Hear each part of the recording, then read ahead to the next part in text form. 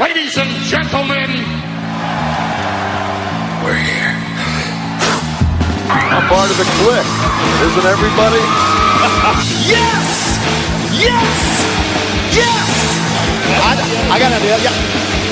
Beat up John Cena!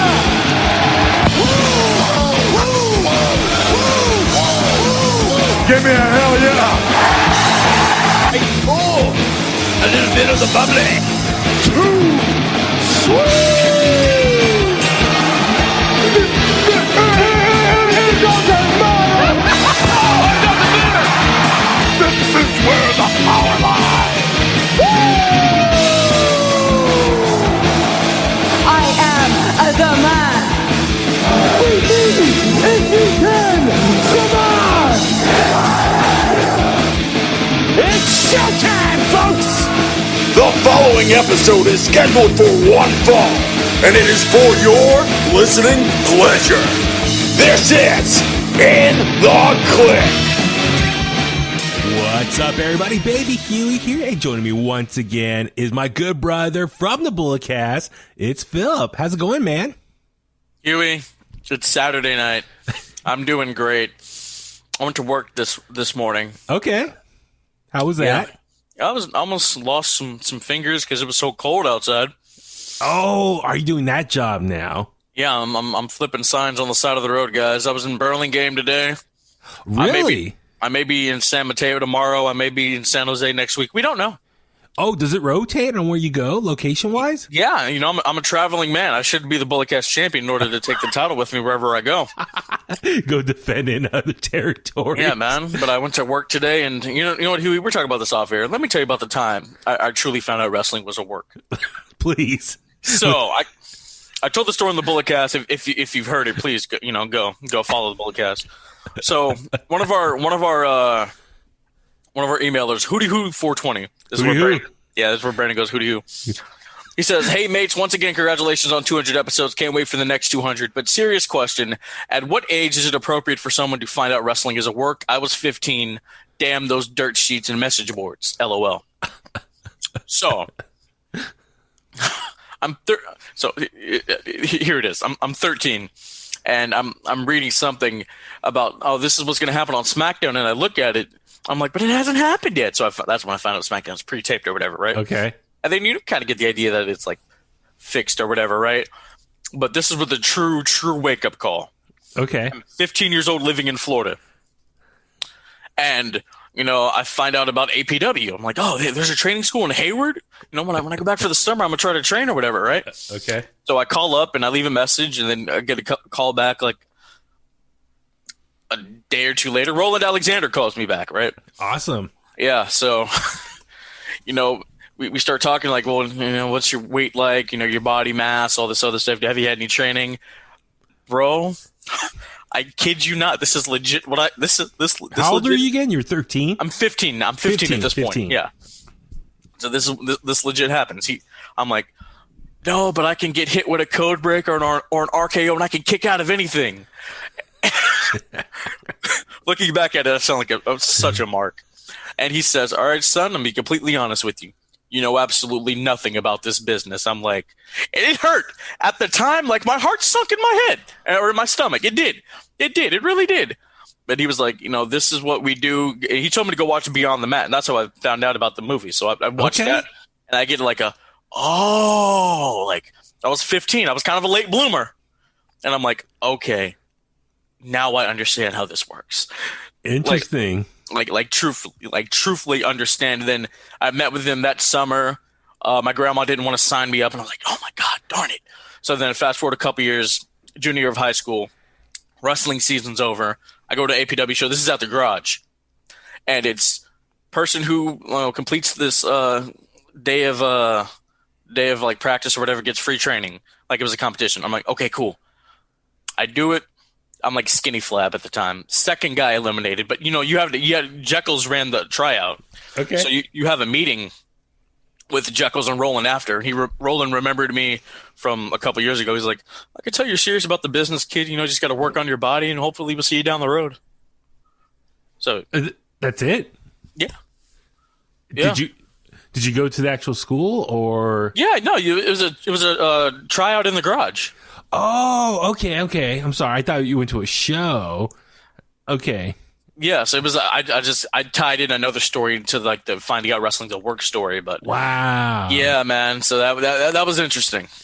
Okay, but by going to the wrestling school, is that where you kind of really learn like some of the basics of pro wrestling and how a work is involved in all that stuff? Yeah, like we learned how to run the ropes, we learned how to bump, we learned how to small package, we cut a promo. Nice. I took the bumps, I ran those ropes, I cut that promo. Nice. But, like the running and the weightlifting, I wasn't there. I wasn't there. Yeah. Okay, and that was it. That was all of your pro wrestling training. I have a bump card, ladies and gentlemen. That's good, man. It's more than I have. That's good. That's good. I am an experienced individual on this podcast. I'm trying to remember when I kind of realized wrestling was a work. I guess like by middle school, you know, like when I was really getting old enough to really like watch what's happening and realize, okay, something's not adding up here. Case in point, you know, like my brother and I would watch and my dad would come in and like laugh or make fun of what's on the TV screen, and he would narrate. He would like do a better job, a funny job than the commentators, and narrate the matches and stuff. And it was funny. But then, you know, he'd be like, wait, he threw a punch and it did hit him. What's going on here? And so like based on my dad's commentary and just me being old enough to really start processing and seeing what's on the screen and like put two and two together, I'm like, yeah, he threw a punch, but he looked like he hit him or barely touched him, which is, I think it's very much a lost art in today's wrestling world, the art of throwing a good work punch. I think a lot of them don't do it as much. I think a lot of them do now like more the forearm, you know, the forearm shots now instead of just an actual work punch. I mean, God, some of the best, like Jeff Jarrett, I think has one of the best work punches. I think as Jerry Lawler, I like Razor Ramon's punches back in the day, even Stone Cold's. But, and then also when I got older, I was like, wait a sec, these guys are throwing a lot of punches at each other's face. None of them are bleeding or having like a black eye afterwards and they're swelling. So, you know what I mean? It's like, wait a sec. Like over, you know, when I was young, UFC was still like a brand new thing, MMA.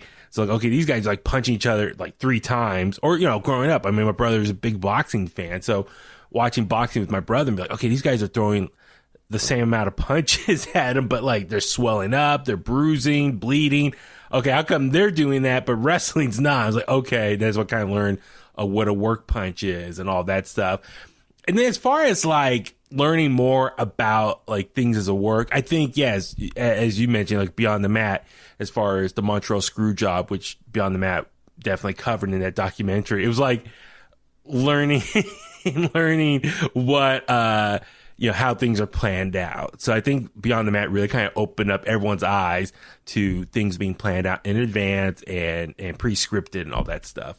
There was no Montreal. I don't know what's wrong with you people. What? Like, why do all of you people try to rewrite history? There was no screw job in Montreal. Brett screwed Brett. He tapped out. Well, apparently, we'll get into in a little bit. Apparently, what happened on AEW last week, they're calling it the worst screw job since Montreal, which we'll God. We'll touch on that. I'm with you on that one. I rolled my eyes on that statement. Before we get into the real wrestling talk, I gotta throw it out there. R.I.P. to Tiny Lister, aka Debo, aka Zeus. Yeah, man. For you '80s kids, you know, I mean, just a funny guy from what you see. Truthfully. You know, R.I.P. big man, go snatch somebody's chain up in heaven, homie. Yeah, I was going to say, Debo coming. God, I remember. I love that movie. But no, that's the thing when, you know, as you mentioned, Debo, Tommy Tiny Lister passed away the other day. And everyone's like, oh, Debo from Friday. I'm like, I remember him as Zeus from WWF and also No Holds Barred with Hulk Hogan. And then when Friday got big in the 90s, 95, I was like, oh my God, there's Zeus in this Ice Cube movie. So that's how I remember. So yeah, definitely pro wrestling will always be my number one pop culture reference for anyone. But yeah, I'm with you. RIP to him. I know you're a Niners fan. You know there's a dude on the Niners named Debo, bro? Yeah. Oh yeah. Yeah. I was like, wait, what? Yeah. And Debo, Tiny, he came to a Niner game last year. And he interviewed him, right? Yeah, something I think like that. something like, I remember he was on the sideline doing stuff, so Debo met Debo. So that was kind of cool. But no, I'm with you. R.I.P. to him. Apparently he was found in his home. He was 62 years old. Apparently he recently was battling COVID, I believe, or something. So no, at the time of this recording, no official announcement of what his cause of death was. He died from complications of COVID. Okay, so there's been an update from that. He had the virus, he beat it, but it had a lasting effect on him, and he unfortunately passed away. Yeah, wear your mask, people. I know. Absolutely. I know. Was it? It's almost over.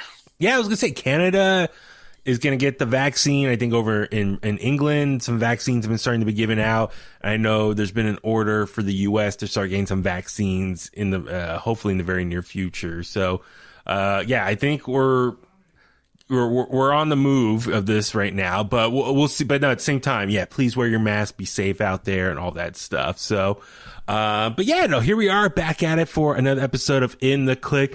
As always, please remember to subscribe to us on Apple Podcasts, Spotify, Google Podcasts, and please rate, comment, share the podcast. Also follow us on Facebook, Twitter, Instagram, and YouTube. A lot of stuff to get into this week as far as AEW goes, and kind of like the outer, I don't know what you want to call it, alliance that they kind of been forming recently. A lot of stuff to talk about, even just what happened tonight. You and I are recording it a little bit later in the night than we normally do on a Saturday. But it's because for me at least, I saw some stuff happening that I wanted to wait till it was done with, and specifically revolving around Kenny Omega. So first things first, before we get into talking about Dynamite for this week. So earlier today was AAA's big version of their own WrestleMania. It was Triplemania number 28, Triplemania 28. That happened tonight. It's like I said, their big wrestling show of the year, and it was down in Mexico. No fans were in attendance, but I think they had some there, like in a section of the venue they performed at. Phil, did you have a chance to watch any of it? I think I sent you the link, right? But I don't know if you were busy. I know you were busy doing stuff earlier. No, I did not get a chance to see it. I saw the little clip you put on the Instagram. Okay. I saw that. Okay. Yeah. I mean, it's their WrestleMania. The AAA Mania. So I mean, I saw last year's. They did some good stuff. I think Cody had a 6-man tag with Karrion Kross or something. Oh yeah, was that last year? That's right. Yeah, it was August of last year. Yeah. So tonight was Triplemania 28, and also Impact Wrestling had a show of their own, Final Resolution. So 2 shows happening tonight, and Kenny Omega actually made appearances on both shows. So very much like Rick Rude back in the 90s, Kenny Omega was at 2 places at once. So real quick for Impact Wrestling Final Resolution, it was like their pay-per-view They've been doing a lot of pay-per-views lately, and they've been calling it like Impact Plus. That's like their streaming service, like bonus or special events. Like network specials type deal? Yeah, so I guess it's an excuse for them to do more shows, but I think it's also available on Fight TV as well if you want to watch it. I didn't have a chance to watch that. I was trying to look. They were posting some highlights on their YouTube channel, so I was trying to watch some of that as well. So I saw earlier they did upload a clip. Kenny Omega did make an appearance at Final Resolution. All it was, from what I saw on the one clip, was he was on the tour bus once again with Don Callis.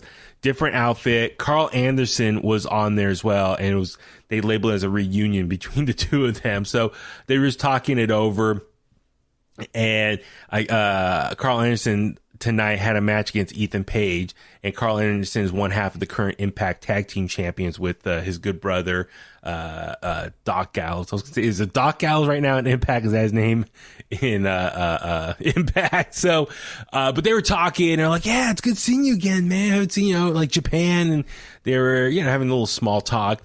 And they pretty much, Carl's like, as much as I want to talk to you, I gotta go have a match right now. And they're like, well, just, beat him in like 2 minutes and come back here for the cocktail party. And Carl's like, it's probably going to take a little bit longer. But then Kenny and Don were kind of egging him on, saying, well, you're the gunner, man. Like you were in Japan. You had that great like match of the year back in 2012, and kind of egging him on. It's like, you're still one of the greats. And he's like, kind of getting offensive. Like, wait, are you saying I don't have it anymore? And he's like, oh, no, go out there and beat him, come back. So anyway, Carl Anderson's like, I'll be back in for his match. So very much it was like Don Callis and Kenny Omega, kind of like, I would say like backhand complimenting him. Like, you know, you were this great wrestler like 8 years ago, but like go out there and, you know, have a great match. And I believe Carl Anderson won, because then I saw another video. Ethan Page was like breaking down, having a meltdown or something. So I don't know all the results from that show, but nonetheless, Kenny Omega did make an appearance on the pay-per-view, not in the ring, anything like that. I'm guessing this was pre-tape, because as I mentioned, he was also on Triplemania tonight, and he was defending the Mega Championship against Laredo Kid. And I caught the whole match. I was lucky enough I was able to tune in. It was on for free, streaming live on their Facebook and YouTube page. And great match, hard hitting, but you know, that lucha style, very high flying, a lot of high spots, very fast paced. I enjoyed that. Laredo Kid was working over Kenny's, I think it was his left leg. So that was kind of a story as far as Kenny trying to, you know, get back on his feet, but also hurting at the same time. So it was, I enjoyed the match. Kenny eventually got the victory. He did the one wing angel off the top, or the second rope. So that was a cool spot. My only beef with that was Laredo Kid, after the 3 count, then try to, raise his hand, kick out of it. So I was like, dude, you know, sell that one wing angel, because, you know, they're really emphasizing, you know, Philip, as you know, on AEW, that the one wing angel is like one of the toughest moves to kick out of right now, finishers. So, and then after the match, Kenny's celebrating with the title, holding it up, and Laredo Kid gets up and he's just standing there. So Laredo Kid did not really sell Kenny Omega's finisher. So that's when I was like, whoa, you know, come on, man. Gotta kind of keep it consistent what he's doing, what Kenny's doing in America. So anyway, great match there. A lot of fun stuff. They had like a Marvel inspired match. Different wrestlers dressed up as Marvel characters. And I think the rumor was Leo Rush was Spider-Man, Brian Cage was Thanos.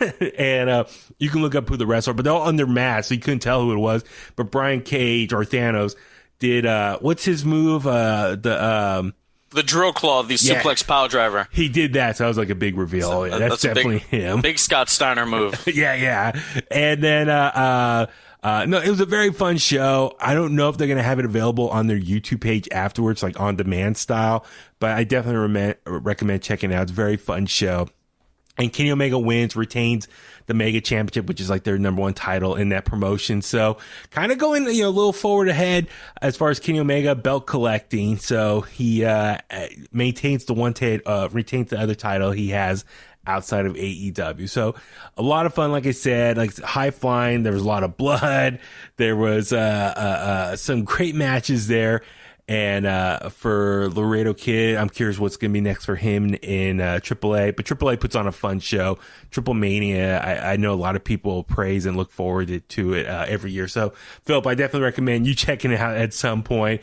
On a side note, Don Callis was not there at Triplemania. Instead, it was it Michael Nakazawa? Is that how you pronounce his name?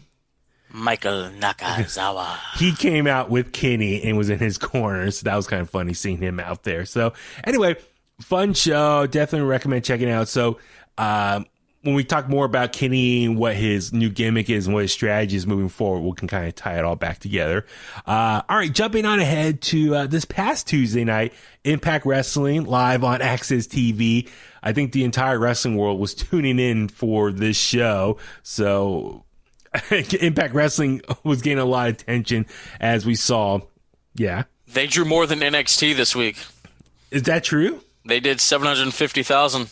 Really? And NXT was like 693 or something like that. Yeah. So Impact Wrestling this week was promoting Kenny Omega was going to make an appearance on the show. And I tuned in. I was watching.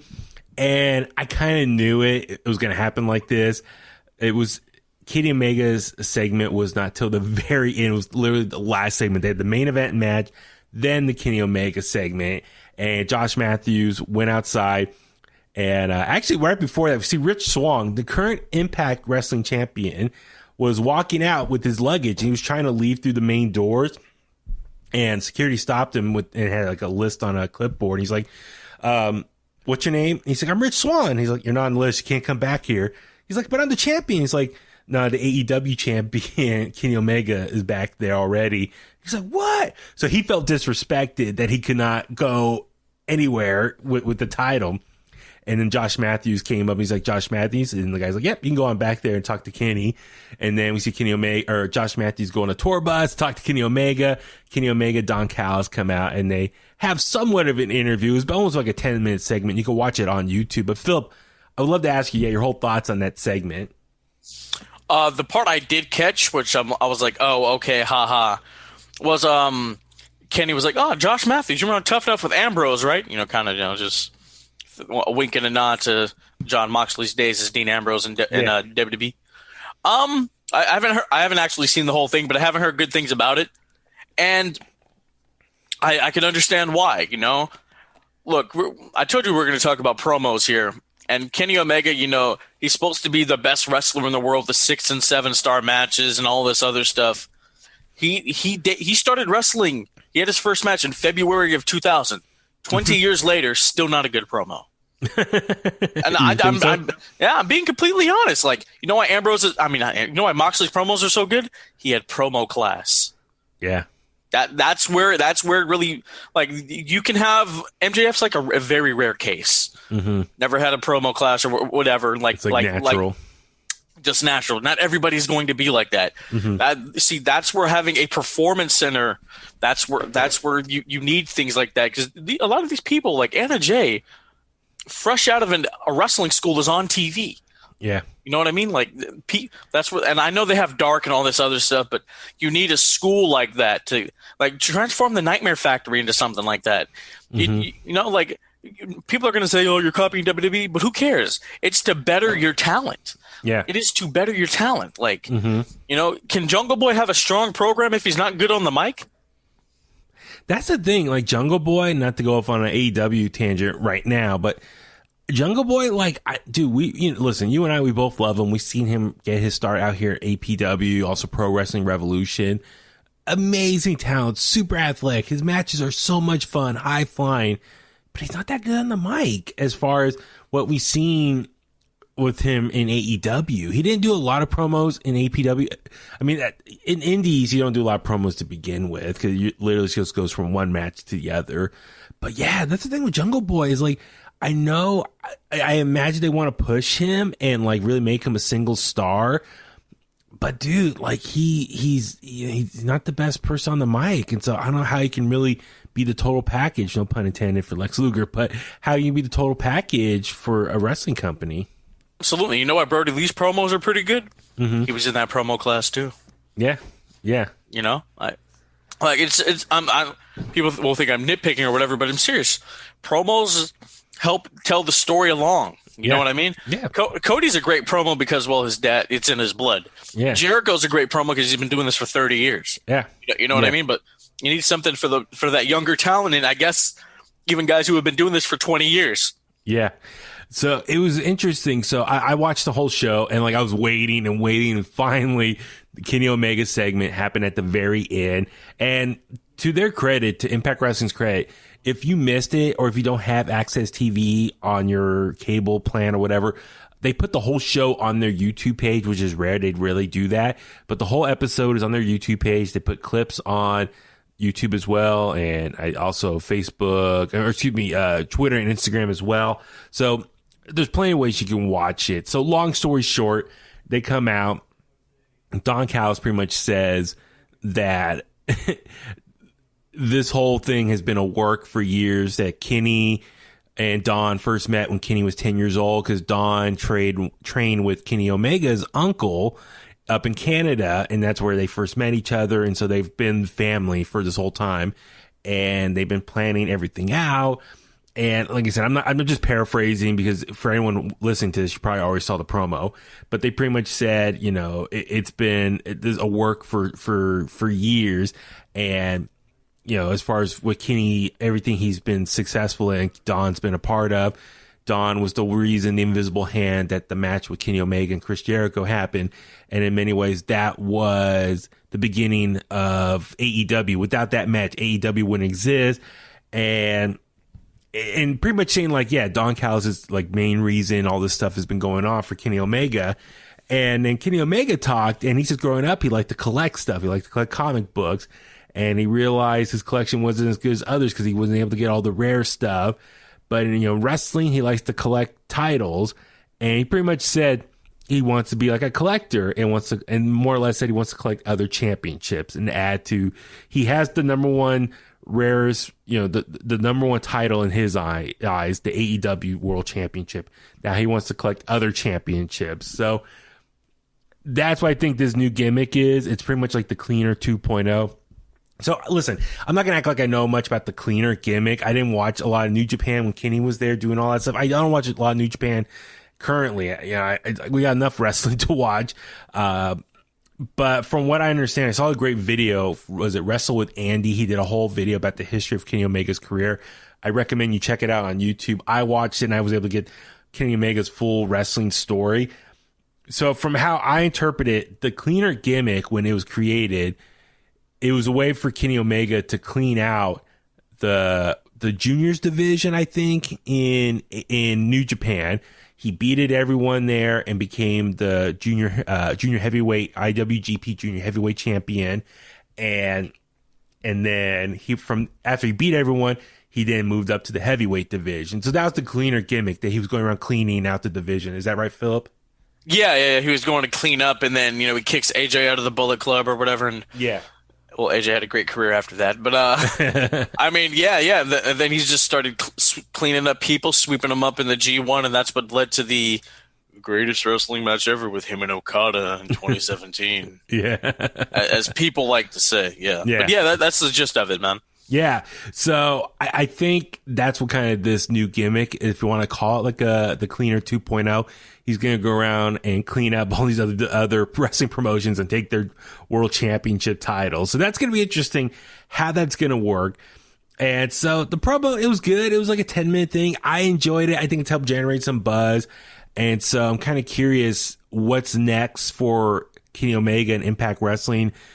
I saw a tweet. He's going to make an appearance. So we saw him made the appearance tonight in Final Resolution. He's going to make another appearance this coming Tuesday for Impact Wrestling. So it's interesting, though, because Impact Wrestling, they pretty much filmed all their episodes, I think, through January or mid-January. And so these episodes or these segments with Kenny obviously pre-recorded elsewhere, and they just insert them into the episode. So I wonder when we'll actually see some in-ring stuff with Kenny Omega. They're already kind of teasing Rich Swann is kind of pissed off. So I wonder if Rich Swann and Kenny are going to go at it at some point.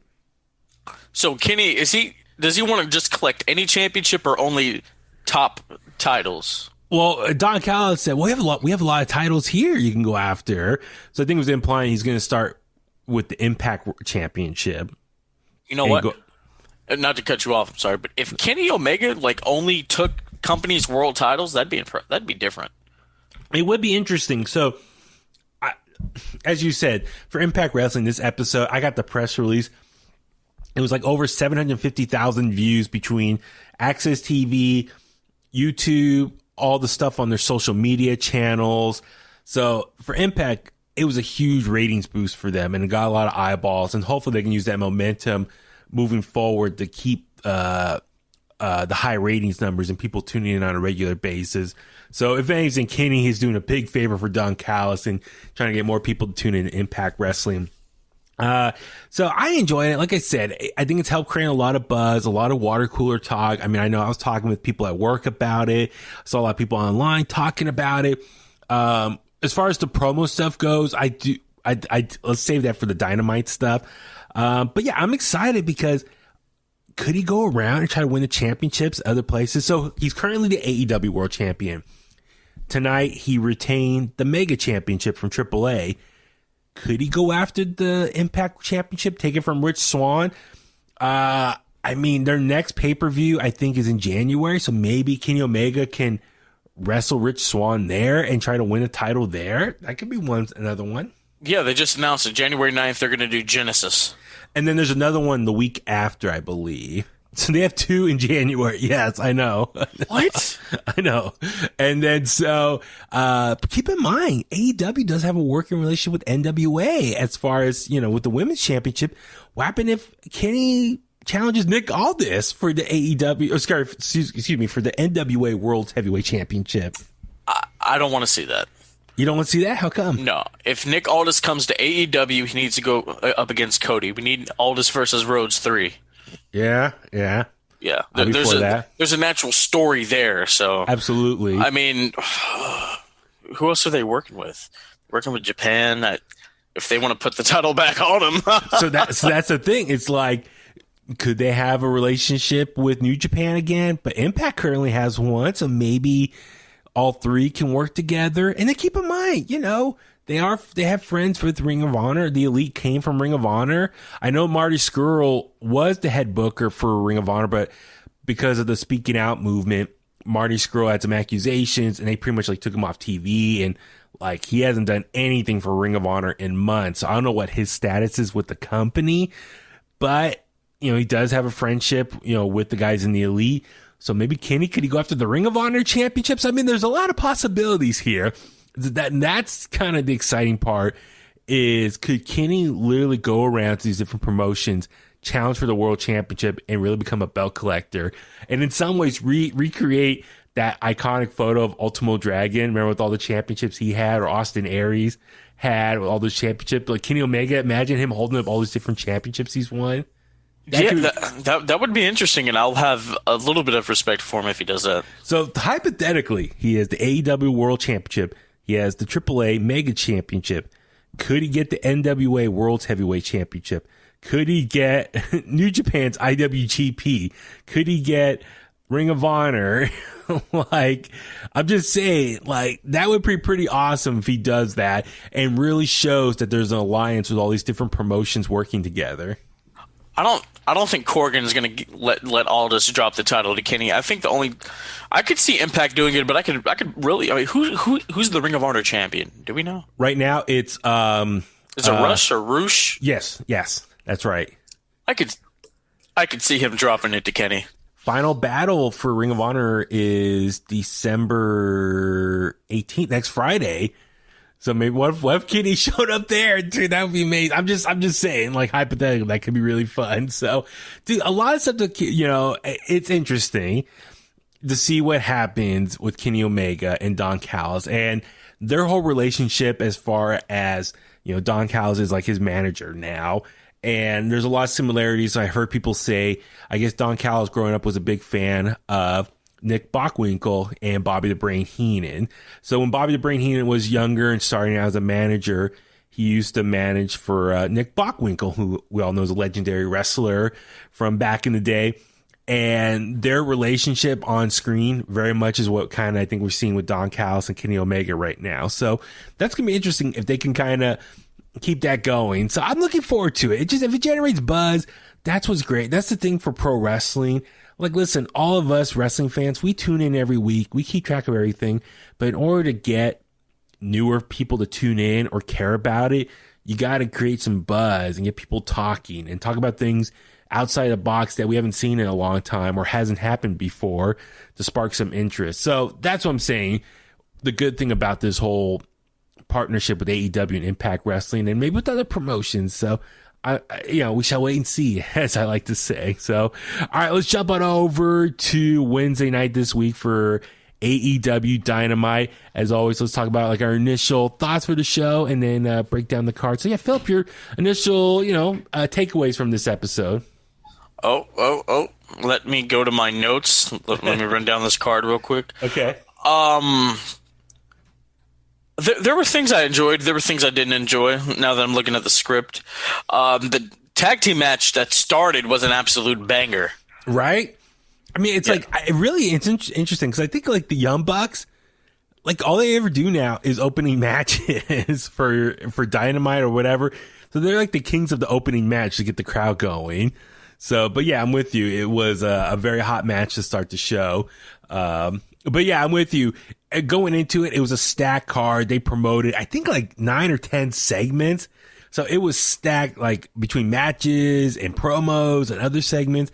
Dynamite had a lot going on. It was pre-taped already. So they were able, I think, to have everything planned out beforehand. So, but yeah, as you mentioned, let's talk about this opening bout here. So Young Bucks, defending the AEW World Tag Team Championships against the Hybrid 2 and Angelico and Jack Evans.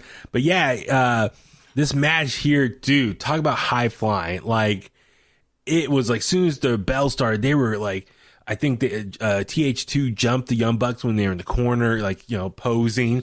And from there, it was nonstop action. I mean, God, TH2, like, I think we all know they don't get a lot of TV time, a lot of stuff on Dark. I know I think, had troubles getting into the country for the most part of this pandemic. So for them, I think they took advantage of the situation as far as getting some TV time on Dynamite. But, dude, they were aggressive with the Young Bucks this whole match. How about you? They were. The highlighter two are doing great things. They really are. I'm gonna start calling Jack Evans Jason Mewes because that's what he looks like. Jason Mewes, you did. That's what he looks like, dude. I mean, but yeah, they were really going for it. I mean, they kicked out of double super kicks. They kicked out of like the single super kick that beat FTR. They kicked out of more bang for your buck. Young Bucks pulled out like all the stops, more bang for your buck. They pulled out the Indie Taker. I noticed they stopped doing the Meltzer driver because now they have the BTE trigger. Yeah, and that's what they use at the end to get the victory. But maybe they're saving the Meltzer driver for a bigger match. Yeah, absolutely. I mean, I think you shouldn't reveal your arsenal in every single match. You should hold back some stuff for bigger moments when it calls for, especially for a crowd and stuff. But yeah, dude, this match was all over the place. TH2, I mean, that's the thing, it was like high spot after high spot. And I've said this before, like, don't get me wrong, I appreciate the athleticism, but like from a storytelling, it's like they go from one big spot to the other, and they're not really selling what happened in the previous spot as far as the amount of energy and pain. They just go from the next thing. So I'm like, maybe sell a little bit, like, how big that move was. So no, this was pro wrestling guerrilla at its finest. Absolutely. So like I said, I think TH2, they just want to show the world their in-ring style and let people know that they should be one of the top tag teams for AEW. And then at one point it was outside, they ran into was it Nick Jackson, I think, ran into who's that other tag team that's out there, oh my God, I'm spacing. I'm spacing too. I know what I'm talking about, right? The two black guys. Yeah. Not Private Party, but the other ones. Yeah, no. Oh my God, I know who you're talking about. I can't think. I really can't. They help attack them last week. Oh my God, like, I'm really spacing out because I can't think either. Jesus, but yeah, like they scuffle with them a little bit, and the match picks up. The Acclaim. There we go. So definitely setting up, the Acclaim getting involved. And then SCU came out for the save. So it looks like the Acclaim and SCU were going to have something probably coming up as well, a matchup between them. But yeah, dude, just, the back and forth, the high flying stuff, it was great. I loved all that stuff. And then eventually, the BTE trigger. Great way to end the match. And just, I'm so happy, like I said, the Young Bucks are the champions because, like, they can put on these great matches like this on a regular basis. So awesome stuff. Absolutely, man. When SCU came out there, I thought they were going to turn heel. You really thought so? It's wrestling. Why not? Yeah. And then next up, we saw Cody Rhodes come out, make his big entrance. As soon as he comes into the ring, goes to a commercial break. So I was like, all right. And so I got to sit through this. And then, so they come back from the break. And as soon as he starts talking, Cody was going to, say something on the mic. All of a sudden, everything goes black. Sting comes out. They come out to the ring, and now they have a little back and forth here. So, what'd you think of Sting's appearance this week? Yeah, I get winter was coming, but now that it's here, are we just going to keep having snow? I think so for now. What are they going to do when it's like 85 degrees or 90 degrees in Jacksonville in April? Are they going to keep having snow? He's going to take off the jacket. I would hope not. He's going to start melting. His face is going to be sweating. Like, remember when WWE, he was under the box and they revealed him? Was it the Seth Rollins? Oh, the statue, yeah. And his face was so sweating. The paint was like half off his face already. Well, you got to put like that coat stuff on there so it doesn't come off that easy. Didn't have He's time been painting his face for like 30 years. Come on, man. It was different, you know. I got vibes of TNA Sting, you know, how we would kind of like pander to the crowd. Yeah, I don't know if you were watching back then. A little bit here and there. Yeah, but you know, Tony Schiavone did it. Sting. I will admit that was cool when Tony, you know, Sting, like Tony was kind of like a little scared. Well, one, Arn Anderson said, "I gotta get a closer look at you, make sure it's really you." Like he stared at him, and he's like, "All right, I'm leaving. This is between you two." And then him and Tony, he hugged Tony. So kind of going back to what we talked about last week, like for me as a kid, like, oh, that's so cool. Like, you know, they hugged it out. Because you got to think about it, the two of them were a big part of WCW in the 90s and their presence on TNT and Nitro and even Thunder. So, you know, just seeing the two of them, seeing Sting and Tony Schiavone on my TV on TNT in 2020, that's pretty awesome. So I marked out there for that. Absolutely, man. And Schiavone Sting is kind of like JR's Austin wins. Like it's his call. Yeah, you know yeah, totally. Certain announcers have like that call, but it was cool. Cody, you know, he said, "I've waited a very, very long time to share a ring with you." Yeah. And Sting said, "Hey, see you down the road, kid." So I'm like, huh. So that's the thing. Like, so yeah, Sting, you know, Cody says, "I'm waiting just for a long time to share a ring with you." And Sting did say, like, "I'm not here for you yet." So it was interesting. Like I said, overall, Sting did not really reveal much about what he wants to do. He just more or less said, "I'm here for a long time," confirming his deal he signed with AEW. It feels very familiar here, acknowledging his time in WCW on TNT. Pointed to the stands, Darby Allin up high in the bleachers, very much like what Sting used to do against the NWO back in the 90s. So that was cool seeing that. So he was acknowledging just a lot of the familiarity and how very much AEW is, I don't know what you want to say, like kindred spirit or a byproduct. I don't know, not really a byproduct, but like a wrestling program back on TNT. So it's just, that connection is really special to Sting. So I think that's why he's really happy to be part of AEW and what it represents right now. And here's a thought. And I'm not to cut you off. Here's a thought. I think Sting may be like a on-air authority figure in a way, because like when he was in TNA, like he was a representative of the network. He'd be like, "Well, the network told me," you know, like he would do stuff like that. But obviously, we know like who the boss is or whatever. And that's the thing I want to get into real quick. Is like, yeah, what is his role? He's 61 years old. And there were reports this week saying he does plan to wrestle, but I'm like, it can't be that much. Like, so I don't know what do you want to see from Sting over the next couple of years in AEW? Bro, okay, dude, look, man, if he maybe he found the fountain of youth. Dustin found it. Hey, that snap power slam is quicker than ever, bud. I know, dude, he looks good. So like maybe Sting found it. Maybe he'll wrestle like he's 45 instead of 61. So, well, I mean, a couple things. I mean, he could, okay, if he does wrestle, like, it can't be one-on-one. It can't, unless it's a squash match or he sneaks up and, like, uses a bat and, like, takes out someone. It has to be like a squash. Or tag team, someone else does all the work, and then he comes in and does, you know, his woo and Stinger Splash and Scorpion Death Drop, and that's it. You know what? Have you seen that graphic floating around of a Painmaker versus Sting? Yeah. Mm-hmm. The only way it could be one-on-one is if they have like a brawl like Jericho normally does in Japan. Yeah. That's the only way you can do that. Well, okay, so the other thing, too, is, okay, if it's a tag match, then yeah, like someone else, a younger person, does all the work and he comes in for the hot tag and gets the win. The other thing, too, keep in mind, you know, we're in the era of cinematic matches. So maybe he can do a cinematic match, and that way, kind of like Undertaker, Boneyard, they can like pre-tape everything and he doesn't have to take like actual bumps. He can like fight it. It's almost like a big, really expensive action scene. Or if there's some like big move, they can hire a stunt double for that. They can bring back NWO Sting to fill in and take the hard bumps in the cinematic match.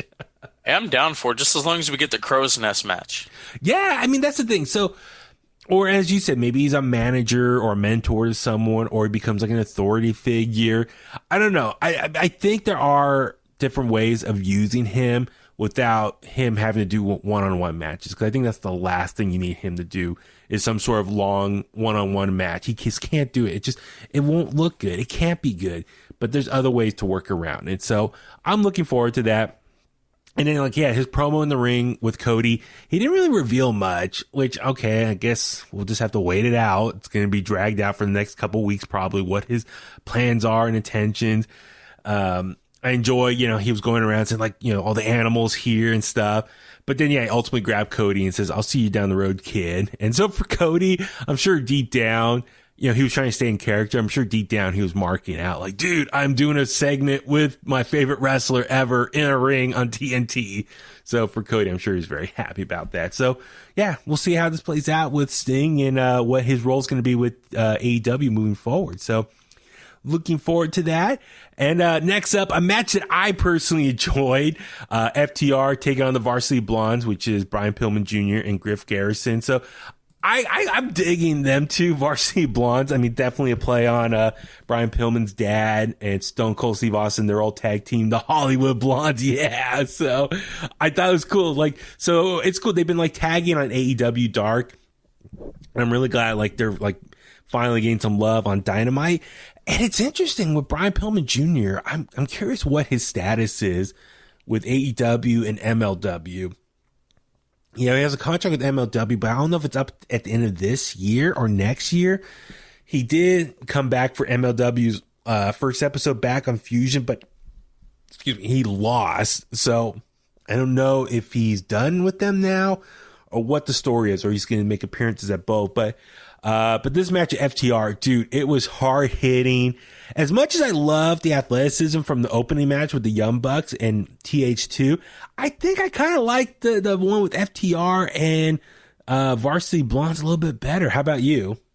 Oh my God, FTR might have won me over. I pulled a Brandon. I'm sorry, people. Yeah. I think they really might have. I mean, the Varsity Blondes. I think was the Brian Pillman Jr. who hit the double spear?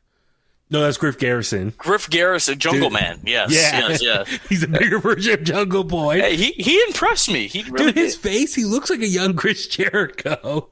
He really does. He's 23, 24. He's my age. Yeah. I feel like I've wasted my life, Huey. Yeah. Jesus. Nah, you're doing fine. You're on this podcast. You're right. I am.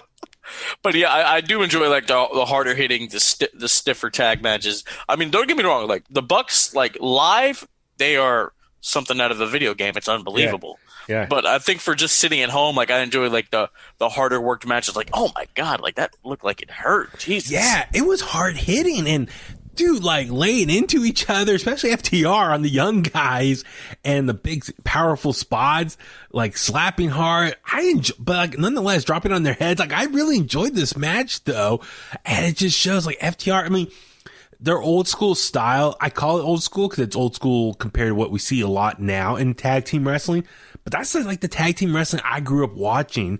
And so for me, just from as basic as this match was, the storytelling was very compelling. It was the older guys taking out the younger guys and showing them how it's done. So I really enjoyed this match. I was thoroughly engaged the whole time.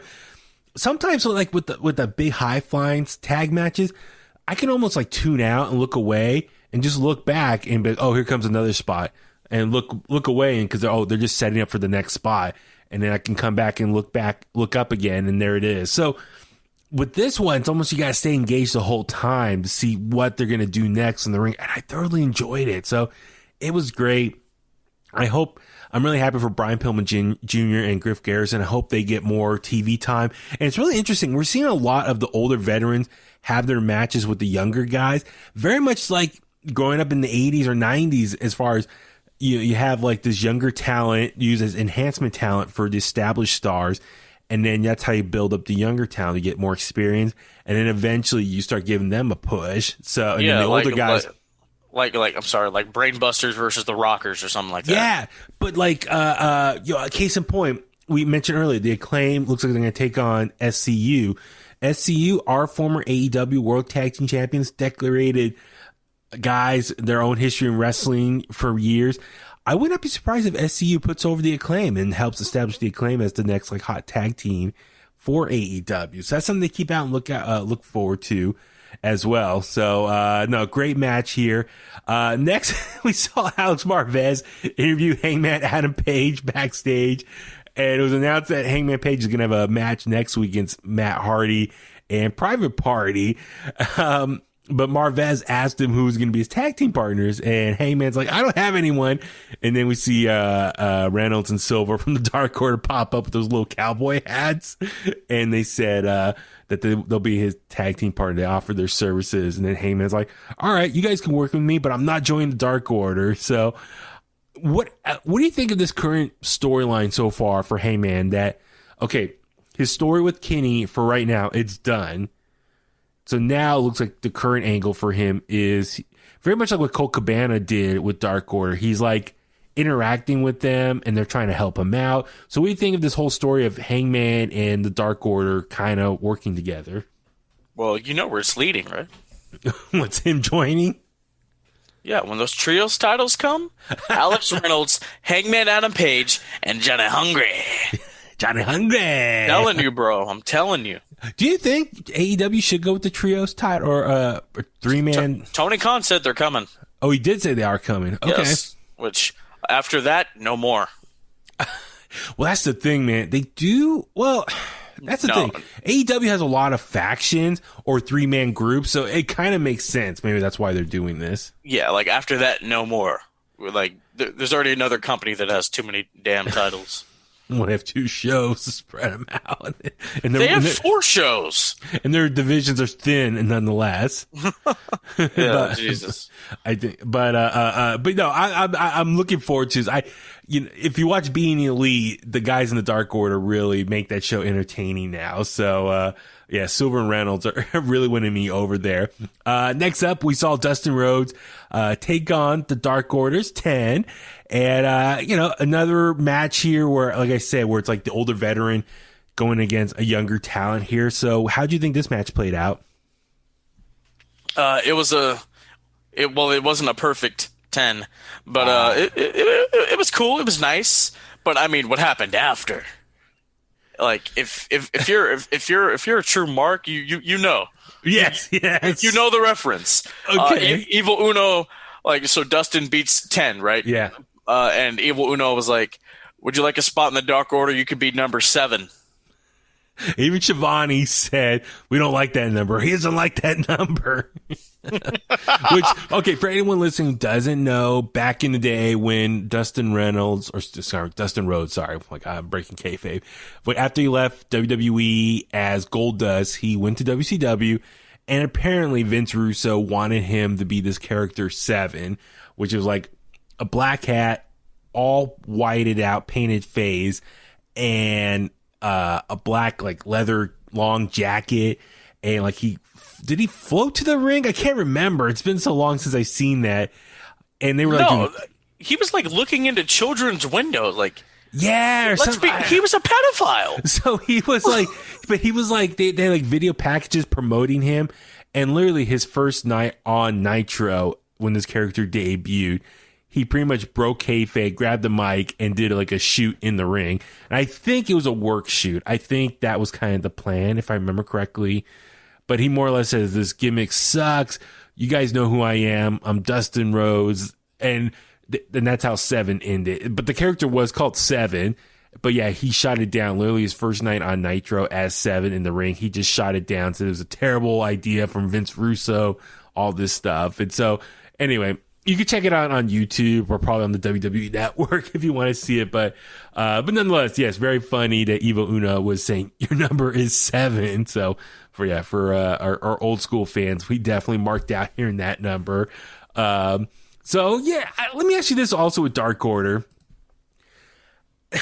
So the other members of Dark Order, I enjoyed that they're getting more time to develop as personalities between Dynamite and on Being the Elite. It's obvious, it's definitely confirming the reports that that Brody Lee is out with an injury. I think he has like an ankle injury, and he's been gone for a while now. And he's the leader of the Dark Order, but the rest of the team is still being active. So how do you think Dark Order as a team is doing right now without having their leader running the show? I think they're doing fine because I guess Evil Luno and Grayson, like they're leading the pack right now, Yeah. and I mean Reynolds and Silver kind of doing their own thing. Yeah. Anna Jay's doing her own thing. Vance pops up every once in a while, so I think they're doing fine right now. But once Brody comes back, it's going to be a big deal. Did they? I can't remember. Did they ever acknowledge on Dynamite that he was out with an injury? Because I remember like the dirt sheets and stuff was reporting that he was out. And it looked like an ankle injury, but I don't think Dynamite ever acknowledged that. And I'm surprised they still don't say like, oh, here comes the Dark Order minus Brody Lee. So they've really just been kind of like just avoiding talking about it. At least that's how my interpretation is. So, I do miss Brody Lee. I think he's an amazing character. And I hope he does make a speedy recovery, but I'm also kind of concerned he is a little bit injury prone himself. So hopefully he comes back and we get more of a Dark Order in full force because Brody Lee is awesome. Next up, a segment that I was kind of on the fence if I enjoyed it or not. So Shaq was on the show. Tony Schiavone, it looked like a pre-taped segment. He was in the middle, like moderating Brandy Rhodes, talking to Shaq here. I don't know, man. How'd you feel this segment played out? Well, Brandy wasn't yelling "Heffa." She wasn't doing that, but I thought it was fine. She was civil for a little bit. The Michelle Obama, the Jacqueline Kennedy Onassis element of Brandy that I love so much, and I think all of us do. The elegance of her, I like that. Shaq seemed like a reasonable guy, but look, he got water thrown in his face. He was like, I'm like, oh my god. He turned into a meme right away. It had to be a goofy mofo. Jesus. Yeah. Not to cut you off, but I mean, my whole thing, like, there was an easy tie with him and Chris Jericho. We could have went there, 10 years ago, Jericho was like, when I heard the most dominant Laker of all time was hosting Raw, I thought it was going to be Kobe Bryant. Boom, there you go. It's right there. It's right there. Yeah. All you have to do. But well, I'm just kind of curious what Shaq's role is. Like, okay. So one, we know why Shaq is there. Listen, AEW's on TNT. Shaq is a part of NBA on TNT. So there's cross promotion right there. And this segment was just more or less kind of promoting the new rivalry between Jade and Brandy Rhodes. Shaq obviously says he's known Jade for a long time. I was like, really? Do you really know her that well?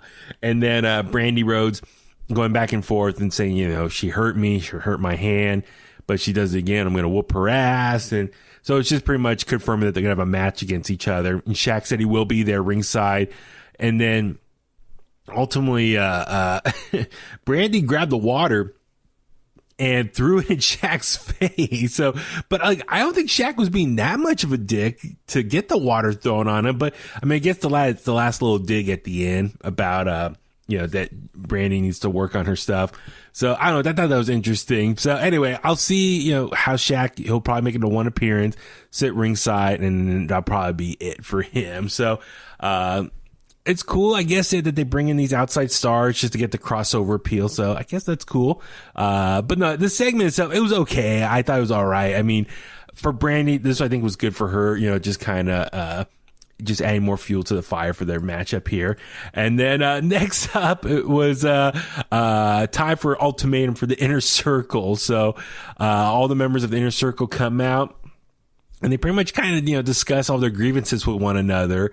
And Chris Jericho told him, make a decision. You got to make up or we're going to break up. So how'd you think this whole ultimatum played out here? I mean, the performance that I loved the best out of this was Hager and Wardlow. Me? Now you're looking at me. I'm not looking at you. I thought that was funny. Yeah. I do like the fact that Sammy's like, if anything else happens, Chris, I'm gone. So maybe a little tension between Les Champions and the Spanish God, a little dissension between Les ex-gods. I just interpret that whole thing as far as Sammy says, I'll make up right now, but if MJF does one more thing, I'm gone. So I interpret Sammy Guevara's probably going to get a babyface run, or he's going to turn babyface here and probably take out MJF, and that's probably going to be the next program. So they aired their grievances, and then they more or less said, all right, we'll make up and, we'll stick together. But yeah, as far as Sammy Guevara goes, what he said, him and MJF are going to have one more falling out. Sammy Guevara is going to leave, and then he's probably going to get a babyface push and take on MJF. But I'm with you. The Hager, Wardlow stuff's like, you keep staring at me. You're creeping me out. And Jericho's like, let's just not stare at each other. And they're like, okay. So I thought that was pretty funny. So overall, this segment, I enjoyed how funny it was. But yeah, I'm curious how long before we get the actual blowout for everyone. So it's going to be interesting here. Do you think Jericho will also turn babyface from this? Or should he?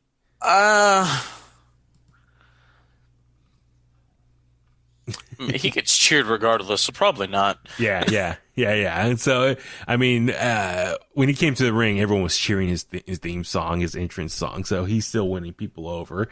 Next up was a 3-on-3 match. It was the Murder Hawk, Lance Archer, along with the Lucha Brothers, taking on Eddie Kingston and the Butcher and the Blade. And I say 3-on-3, but really turned into a 2-on-3 match. So very early on, Pentagon was put through that table on the outside by the Butcher, and he was taken out, and it was just pretty much 2-on-3 match. Reports were saying Pentagon was actually injured before the show. I don't know if he was working out or something, but he was hurt, and so it was a quick way to write him off from the match. So, wish him a quick recovery for him. And so I also enjoyed at the beginning, Lance Archer comes running out and dives over the ropes to take out all three of them. So very much Lance Archer currently now kind of like a babyface or more of a tweener mode right now, as far as aligning with the Lucha Brothers and also taking out Eddie Kingston. So, but how'd you think this match played out here? I thought Rey Fenix looked very well. Archer's looked better than he has in recent months. But I'm glad that Kingston, Butcher, and the Blade won because they needed it. Yeah. They desperately needed it, especially like Butcher and Blade. Yeah. Well, the other thing, too, is it doesn't hurt, I think, Lance Archer and Rey Fenix because technically it was 3-on-2. So, in that sense, it's like, okay, we were outnumbered, so it doesn't hurt, theoretically. But then even Lance Archer afterwards still got to take it out on all three of them and beat the crap out of them. So I think Lance Archer, if he does go more babyface, that might be kind of cool. I think if done right, a big monster babyface can be very fun to watch and just beat the crap out of all the a-hole heels out there. So that'd be cool. Where the hell is Pac? So, good question. So I think Lance Archer is filling the role of Pac as far as working with the Lucha Bros. Pac, I believe, already flew back to the UK, if I heard correctly. So this episode was filmed last week. And so I think what happens is, for right now with this pandemic still, Pac will come in, do a few episodes of Dynamite, and then flies back to the UK, quarantine, do whatever, visit home, and then comes back and we'll do a few more episodes. So it's like a back and forth situation for him. So it kind of sucks because I think like any momentum he'll get, it's like a roadblock. So I think his storylines are going to be short bursts of what's going on. So he'll probably do a quick program with someone for a few weeks and then leave, go back to the UK and fly out there and then fly back. So anyway, he's over the UK right now. He's got a quarantine. I'm sure he wanted to get home, quarantine in time before Christmas and stuff, if I had to guess. So I wouldn't be surprised if he comes back maybe for New Year's or maybe early January.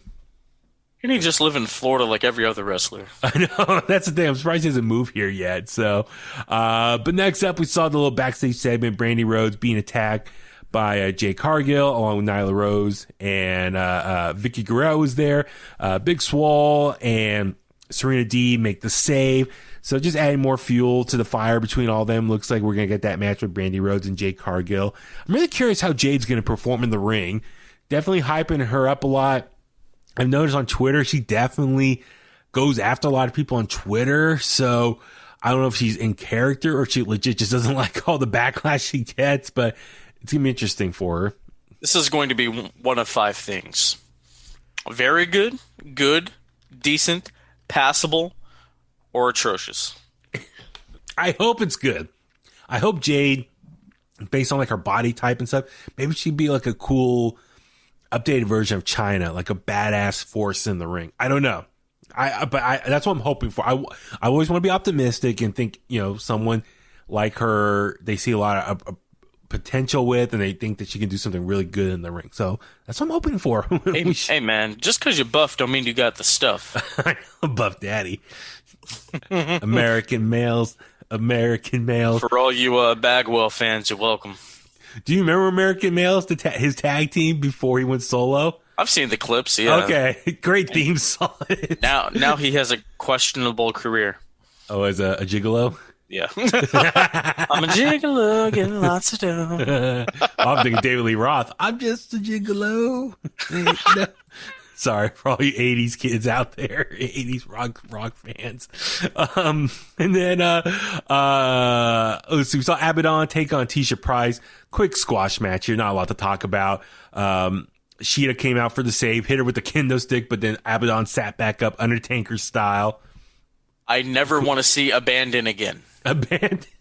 Never want to see this again. I think Abaddon, and I heard John LaRocca talk about it on another podcast, like, he thinks what they should have done, they should just go old school as far as, okay, you have this character coming to Dynamite, do some vignettes for like a few weeks, build up her character, her mystique, and then have her come out, have a match, a squash match, and then, maybe go after the top. But it's like, they kind of just pushed her out there. And then Sheeta, who's the champion, is acting all scared. It's like, no, you're the champion, man. You should be the strongest one there. So, I don't know. I mean, not a lot to talk about here. It was a very short segment. This is the only time they really gave for the women's division, or the women's championship, I should say. Next up was AEW World Champion Kenny Omega and Don Callis arriving to Daly's place via helicopter. And I think they said, as they said on Impact, they were going to be like Lex Luger when Lex Luger showed up on a helicopter once in WWF. So he comes in the ring, cut a promo with Shivani. A couple things. So Shivani, I love Shivani, but he says, I've been in the wrestling business since 1982 or 83, whatever it was. And I've never been more disgusted than what you did last week against Jon Moxley. And then Don Callis says, yeah, this is worse than the screw job that happened in Montreal. And I was like, shaking my head. I don't know. What do you think about... So this promo, I'll just get straight to it, as far as nothing... They didn't say anything different than what they said on Impact Wrestling. If anything, this was more of a condensed Cliff Notes version of what they talked about on Impact Wrestling. So if you want, go watch the full segment on Impact Wrestling, and then you can watch this segment and be like, oh yeah, they just said pretty much the same thing. But I don't know, I was a little irritated that people are still calling this like the Montreal Screwjob. No, the Montreal Screwjob was a much bigger situation. All that happens with Kenny Omega was just Don Callis interfered, threw him the microphone, and Kenny Omega hit Jon Moxley with the microphone, then he hit his finisher on him, and which Kenny Omega did say, oh, my One Winged Angel is still the baddest finisher ever. So I don't know. What do you think about them comparing this to the screw job? Okay, a couple things. Still, Montreal screw job never happened. I don't know why you keep saying that. I guess what they're saying, this is a traditional, like in the sport, we don't screw people here in the sport of our company, yada yada yada. I guess that's what they're going for. You know what I mean? Like, we don't screw people here like that bad or whatever. Tony Schiavone saying that was the most disgusting thing he's ever seen. Dude, I'm pretty sure you were at the table for when Hogan dropped the leg on Savage. Pretty sure you were there for the biggest heel turn of all time. Let's calm down. And also the finger poke of doom. And Goldberg getting tased. And I mean, come on. Like, let's be real, you know? I'm pretty sure you were there for worse. Yeah. And yeah, like I said, Kenny Omega just doesn't need to speak. Well, that's the thing. Don Callis should speak more for him. That's the thing. So Kenny Omega, everyone's interpreting, oh, he's back as the cleaner. I guess for me, I'm not fully embracing this character because they haven't given us a lot of substance to him. Okay, you're calling him the cleaner, or at least acknowledging. The only thing I see is that he's wearing shades now, and he's wearing a little bit of a sports coat. Like, that's it. I wish it's the hair, man. It's the hair. That too. I know it's okay. They kind of darkened it a little bit again. my thing is, okay, listen, I think when a lot of people, tuned in for All In a couple years ago, it was a big like Ring of Honor / Indie / New Japan fan base coming in to watch that. But since then, AEW has created their own fan base now who maybe didn't watch all that previous history of these guys and where they came from, their roots and what they were doing beforehand. So I think there's a lot of people out there who don't know Kenny Omega the Cleaner. So I wish they would kind of maybe describe more of that history. And like I said, I know that's New Japan Pro Wrestling. They probably don't have access to photos and videos of all that stuff, but do some more vignettes of Kenny Omega kind of explaining who he was back in Japan that everyone cared about, and maybe explain what the Cleaner gimmick was, and maybe beat around the bush, explain what it was, saying when he was in Japan, he beat up everyone in his weight class and took the title. Kind of explain it more, what this character is. They just threw shades on him and like, okay, he's a heel now. Like, that's it? Like I'm happy that he's like this character now, but give me more substance to it of who he is. That's what I'm getting at. And I guess also for me, when I'm watching this, you're right. It's like, okay, they didn't say anything new that they didn't already talk about in Impact Wrestling. If anything, and they say like they had one more announcement or something, but they'll save it for another time. So I'm curious what that's going to be. But nonetheless, like I said, I'm excited for where Kenny's going with this character, and if he's going to be a belt collector and going around from promotion to promotion. But I wish they'd just give us more explanation of who he is and how he's going back ultimately to a character that we've seen before. But who is that character? Just hire the dudes from Dark Side of the Ring and do your own reenactments. That's all you got to do. Yeah. So, anyway, like I said, decent promo, but like I said, it wasn't anything new. I guess they figured, okay, the hardcore fans will watch Impact Wrestling, but they probably probably expect a lot of people did not watch it, so they got to kind of reinforce what they talked about the night before. So I get that. They got to kind of re-explain what their whole purpose is. But I'm with you. Let Don Callis do the majority of the talking. I enjoyed it at the end. He says, goodbye, mwah, bang. Cool, he brought that back, looks like. But yeah, like I said, I felt this segment was a little flat, and I still am a little... Like, I'm all in on Kenny Omega doing this gimmick, but I just want more substance of who this guy is. Who is this character that everyone's super excited to see? Like, why is he wearing sunglasses? They didn't really get explained that. Like, all of a sudden he's wearing sunglasses again. It's like, okay, cool, but why? Why is to wear sunglasses? Who is that? So, anyway, that's why I'm kind of getting... I get frustrated with. It's like, don't be lazy with that stuff, that part of the storytelling. And then next up was the main event. It was the Dynamite Diamond final for that Diamond Ring, the Dynamite Diamond Ring. MJF, who was the previous winner, taking on Orange Cassidy. This match was, pretty good. Like, I've said it before, I'm a little burnt out on Orange Cassidy. MJF, so it's definitely two opposite styles. The loudmouth wrestler MJF and the more lazy, nonchalant Orange Cassidy. So it's definitely two polarizing opposite ends of the spectrum. But how do you think this match played out here?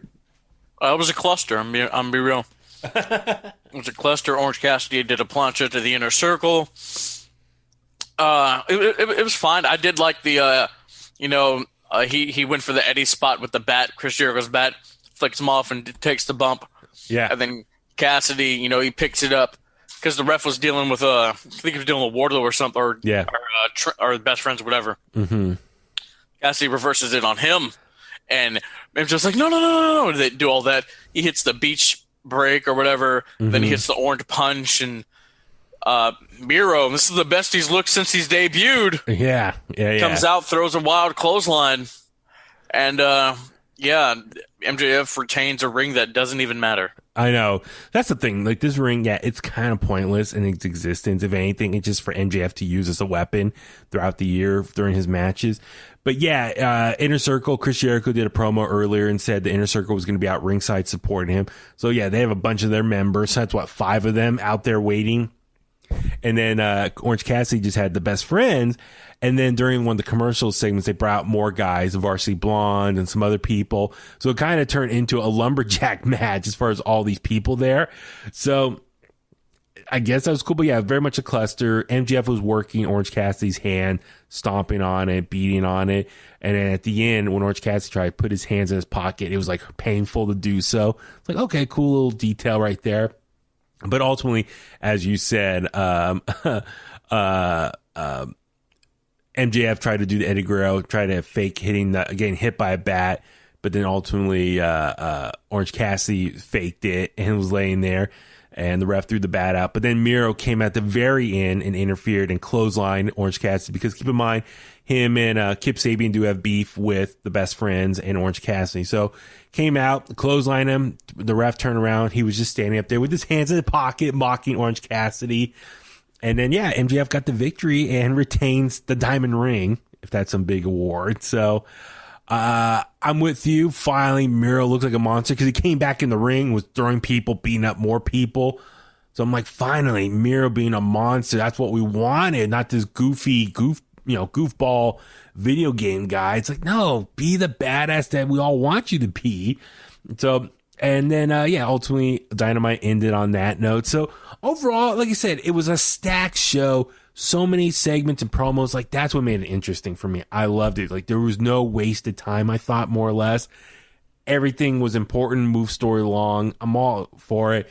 And I'm looking forward to next week's episode. And we're going to be building up. They're going to have some big shows around the holidays. So I think Christmas time and then New Year's Day and then the following week as well. So the last 2 weeks in December and the first week in January, I saw Snoop Dogg is going to be on one of the episodes.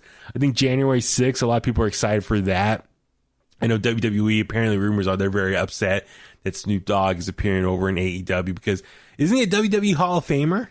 Yes. And he's Sasha Banks' cousin, and he's performed WrestleMania and stuff. So I heard people are upset that he's going to be on AEW. But bro, I forgot he's a WWE Hall of Famer. Right? In the celebrity wing. But it's like, I mean, I'm like, WWE, you can't control every person's life and what they do. And does he have something going on TNT? Isn't he part of that show with Cody? Oh, that's TBS. But still, but it's still Time Warner. The Big Show thing, right? Or yeah, the Go Big Show. Jesus Christ! But yes, but Snoop Dogg's on it, so I think that's why he's going to be on AEW. Is ultimately to promote that show because it's part of the Turner Warner Brothers family. Hey, they need to put Snoop Dogg on commentary. He commentated for the Tyson Roy Jones. Hey, he did pretty well. He was good, man. I enjoyed that too. So I want to hear him rap too. But that's my thing. It's like WWE can't be mad at Snoop Dogg. You can't control every aspect of his life. The man's working and getting paid from TBS to be on a TV show that's on with Cody Rhodes. So therefore, he's going to be on AEW. It's probably part of an obligation for him to cross promote that show. So, like, they got to chill out on that. You can't, like I said, you can't control or give Snoop Dogg a Legends deal then. So he doesn't need to work these other shows then. So whatever. But anyway, like I said, overall, very fun episode of Dynamite. It was stacked. And looking forward to next week's episode. So on that note, let's start wrapping things up. Philip, where can all the Kliqsters find you online? Let's see. Where am I online? Yes, so many. Yes, I do. Complex Conversations, COMPLEXX Conversations on the Twitter and the Instagram. That's wherever you can listen to podcasts. Cheek League TV, Instagram and YouTube. Heel Antoine, HEELANTWINE on the Twitter and the Instagram. And of course, the Bulletcast on Instagram, the Bulletcast on YouTube, Bulletcast on Twitter, Bulletcast on Facebook, Bulletcast on Patreon. We're all over the place. And I think that's going to do it. This has been fun. This has been great fun. Especially for you and I, because Saturday nights, we're in quarantine right now with this new lockdown, so you and I spend our Saturday nights together. Absolutely. Let's see. You were the you were the fifth person I've spent Saturday night with tonight. Nice. Look at you, busy man. You know, the podcast is taking off. People are starting to, want to hang out with me before I become all big and whatnot and forget about them, of course. Nice. So you're like John Travolta. You're like Mr. Saturday Night Fever. Everybody has the fever because diamonds are forever, and so is the microphone messiah. Love it. Yes, I do want to piggyback off what Philip said. Check out your interview with Shaw Guerrero on the Bulletcast YouTube page. Like I said, I think that's one of your best interviews ever. So please, I encourage everyone to watch that interview. So much fun. Also, the Bulletcast 200th episode, that was such an amazing body of work that you put together as well with with everyone involved. So I really enjoyed that. That was such a great moment for you guys and just shows all the hard work for it. The Casties are coming up. The Bulletcast Awards, the Casties are coming up. And let me tell you, the Casties are going to be mage. How are you going to do that? Is it going to be like a show where you're going to reveal the answers to everyone or the winners? Well, yeah, have you never listened to the Casties? Well, I heard the one last year with Rudo's podcast and everything. Yeah, so we do like a... So you can do the same format. Yeah, I read off the category and the nominees, and the cast he goes to. Drum roll, please. Yep, exactly. Kenny Omega. Whoa! I mean, he is in the lead for one of these awards right now. I'm not gonna lie. Match of the year. Yeah. Wrestler of the year. You'll have to wait and see. I gotta go cast my votes. I'm gonna go cast your votes. Yes. Yeah, ladies and gentlemen, DM the Bulletcast on Instagram if you want to be involved in voting for the Casties. I will send you it. I'm not doing a Google form because that takes a lot of work. Next year we will have a Google form. There you go.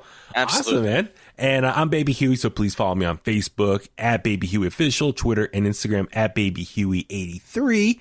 And please subscribe to In The Kliq on Apple Podcasts, Spotify, Google Podcasts, and follow us on Facebook, Twitter, Instagram, and YouTube as well at In The Kliq. InTheKliq@gmail.com. And please rate, comment, share the podcast. We cannot stress how much we love and appreciate all the support. And make sure to follow there on social media. Hopefully I'll have some fun stuff to promote in the coming days. Merch. So please check that out. So like I said, I can't stress enough. Please follow us on social media. That's why I like to do most of our announcements or posting just wrestling news, what's going on around the whole wrestling world, other video clips. And like I said, if there's something show related, that's where I post all our info. So please follow us there and interact with us. Like I said, InTheKliq@gmail.com. And on that note, let's go home. And that's the bottom line because Huey said so.